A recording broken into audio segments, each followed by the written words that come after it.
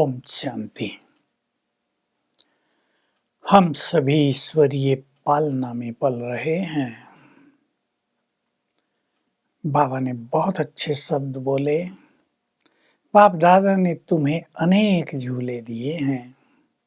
सुख शांति का झूला, खुशी का झूला, प्रेम का झूला, ऐसे बहुत सारे झूले हैं। देखिए, ये अलौकिक झूले संसार में तो हैं नहीं, लोप होते जा रहे हैं। तो हमें रोज अमृत वेले इन झूलों में झूलना है। कैसे झूले? हमें याद रहे कि जो आत्माएं अमृत वेले को महत्व देते हैं, महत्व देंगे तो जगेंगे, और महत्व देंगे तो अच्छे अनुभव करने की प्लानिंग करेंगे।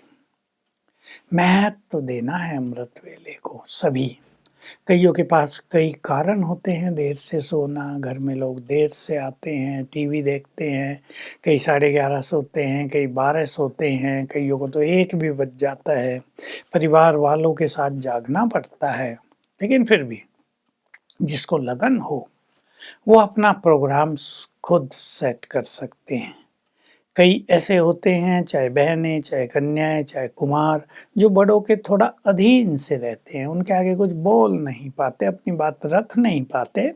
लेकिन अगर आपकी लगन बहुत श्रेष्ठ है, आपने भगवान को प्रसन्न किया है, आप कुछ करना चाहते हैं, तो उधर से आपको बहुत मदद मिलेगी और सबकी बुद्धि भी परिवर्तित होती रहेगी। तो सवेरे उठना, प्लान बनाएं कि हमें सुख, शांति, खुशी और प्रेम के झूले में सवेरे झूलना है। अमृत वेले के सुख के लिए हमें सुंदर विचारों की जरूरत है। सुखदाता मिला है। याद करेंगे भगवान के महावाक्य, अतीन्द्रिय सुख पूछना हो तो उन आत्माओं से पूछो जो आत्माभिमानी होकर रहते हैं। आपने कई बार सुने होंगे ये अति सुंदर महावाक्य। तो हम आत्माभिमानी होने की प्रैक्टिस करेंगे, यानी देह से न्यारे होने की अनुभूति करेंगे। मैं आत्मा अलग, इसमें आई हूँ, मैं प्रकृति की कुटिया में बैठी हूँ, मैं ऐसा अभ्यास करेंगे तो सुख मिलने लगेगा, अतीन्द्रिय सुख भासने लगेगा। और अगर ये सुख हमें कुछ समय मिलता रहे, 6 मास मिल जाए, तो पास्ट के दुख, इस जीवन के पास्ट के दुख, वर्तमान के दुख, बीमारियों के दुख, व्यवहार के दुख सब लोप हो जाएंगे। क्योंकि सुख एक प्रकाश की तरह है और दुख एक डिम लाइट की तरह होता है। वो मन उसको परेशान तो करता है, अंधेरा भी कह सकते हैं उसको। लेकिन अगर सुख का सूरज उदय हो जाए तो दुख के पहाड़ भी नष्ट हो जाएंगे। शांति की अनुभूति के लिए भी हमें एक तो स्वयं को देह से न्यारेपन की फीलिंग में लाना है और याद करना है भगवान के महावाक्य, यदि सवेरे सवेरे तुम अशरीरी होते हो तो संसार को शांति का दान मिलता है। तो बिल्कुल अच्छा अनुभव करें, मैं आत्मा इस देह से अलग हूँ। अपने को निराकार स्वरूप में देखें, जैसे देह है ही नहीं, और फिर मैं आत्मा परम धाम में हूँ, शांति के सागर की किरणों के नीचे हूँ। 3 बातें याद करके अनुभव करेंगे। मैं आत्मा शांत स्वरूप, पीसफुल, मेरा घर शांति धाम, मेरा पिता शांति का सागर। अपने स्वरूप को देखेंगे साथ साथ। मैं आत्मा शांत स्वरूप, तो आत्मा के स्वरूप को देखते हुए प्रकृति के मध्य में फील करेंगे मुझसे शांति किरणें फैल रही हैं, चित्त शांत हो रहा है। फिर अपने को परम धाम में बैठा हुआ देखेंगे और फील करेंगे परम धाम, शांति धाम, जहां अथाह शांति है। जैसे एसी रूम में अगर हम चले जाएं, हम शरीर से गर्म भी हों, गर्मी लग रही हो, एसी रूम में जाते ही हमें फील होगा ठंडा होने लगा, अर्थात एसी की ठंडक हम में समाने लगती है। मैं आत्मा परम धाम में हूँ, वहाँ की शांति मुझ में समाने लगी है, चित्त शांत होने लगा, ये अनुभूति करेंगे। ऊपर शांति के सागर शिव बाबा, उनकी शांति की किरणें मुझे मिल रही हैं। कुछ कुछ क्षण, एक एक मिनट तीनों अभ्यास करेंगे, फिर रिपीट कर लेंगे, तो हमारी शांति की अनुभूति बढ़ती जाएगी और ये शांति आपके परिवार को शांत करेगी। ये शांति के वाइब्रेशंस आपकी टेंशन को समाप्त करेंगे। किसी भी तरह की अशांति जो रही है लंबा काल से, वो सब लोप होती दिखाई देगी।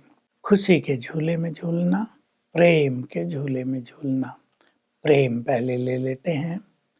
परमात्म प्रेम हमें प्राप्त हुआ है। संसार में तो मनुष्य मनुष्य को प्यार देते हैं, माँ अपने बच्चों को प्यार देती है, पति पत्नी के बीच में प्यार होता है, लेकिन वो भी प्यार इतने श्रेष्ठ अलौकिक प्यार नहीं है। प्यार मार में बदल जाते हैं, प्यार स्वार्थ में बदल जाते हैं, प्यार विषय वासनाओं में बदल जाते हैं, वो झूला नहीं रहता। तो हम परमात्म प्यार के अधिकारी बन गए। वो हमें बहुत प्यार करता है, हमारे लिए स्वर्ग की बादशाही लेकर आया है, हमारे दुख दूर करने आया है, रहम करने आया है, हमारी भूलों को क्षमा करने आया है, हमें शक्तिशाली बनाने आया है। बहुत प्यार है उसका हमसे, प्यार से बातें करें उससे, एक बार उसके प्यार में मगन होने का अनुभव किया करें, उसकी प्राप्तियों के लिए उससे शुक्रिया किया करें। प्यार फील होगा और जितना देह से न्यारे होंगे प्रभु के प्यारे बनते ही जाएंगे। ये बाबा के महावाक्य हैं।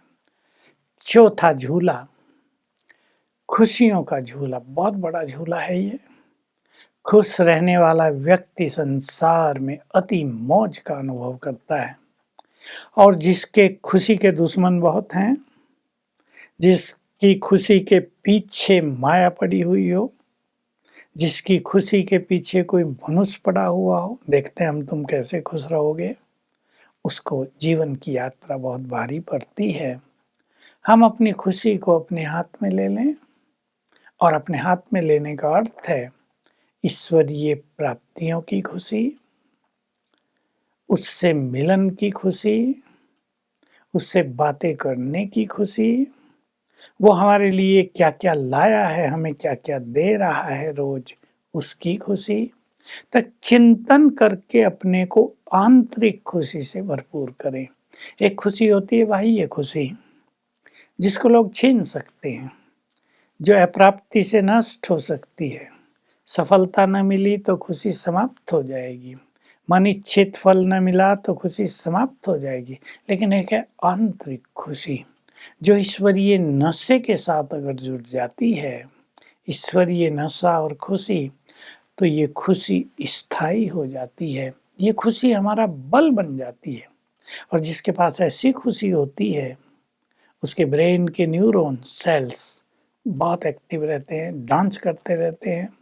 जो डेड हो गए हैं सेल्स, वो भी लाइव हो जाते हैं, और हम अनेक बीमारियों से मुक्त हो जाते हैं। तो आइए हम इन परमात्म झूलों में झूल कर इस जीवन को सफल करें, और जो इन झूलों में झूलेंगे वही तो दूसरों को भी इन झूलों में झुला सकेंगे, संसार को आपदाओं विपदाओं से, अशांति और दुखों से मुक्त कर सकेंगे।